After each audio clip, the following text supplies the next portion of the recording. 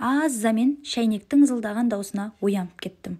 Төсектен ұшып тұрдым да үйдегілердің шәйін беріп алдым. Содан енем әбетте қонақ келеді, дайындал деді.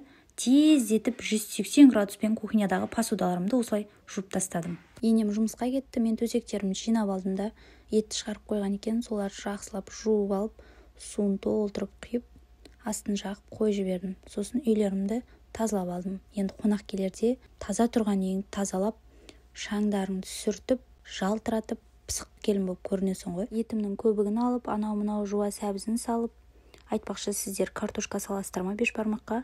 Біздің үйдегілер картошкасыз бешбармақ жей алмайды. Столымды қойып, көрпешелерімді жайып, дайындап қойдым. Енем ақша тастап кеткен болатын, анау-мынау алып келіп, киініп алдым да балаларды тастап, мусорды алып шықтым. Бірінші фрукт алдым, кәмпит алдым. Содан тәтті пісіруге үлгерген жоқпын ғой. Үйдің жанындағы торт сататын магазинге кіріп, Наполеон тортын алып алдым.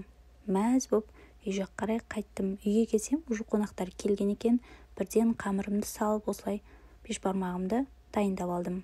Енем де келді жұмыстан, тамағымызды жеп алдық, сорпамызды ішіп алдық, сосын шайдың дастарханын дайындадым. Мана қалып келген тортымды кестім, шыдамай өзім жеп көрдім. Өте дәмді екен. Сіздерге торттардың ішінде қандай торт ерекше ұнайды?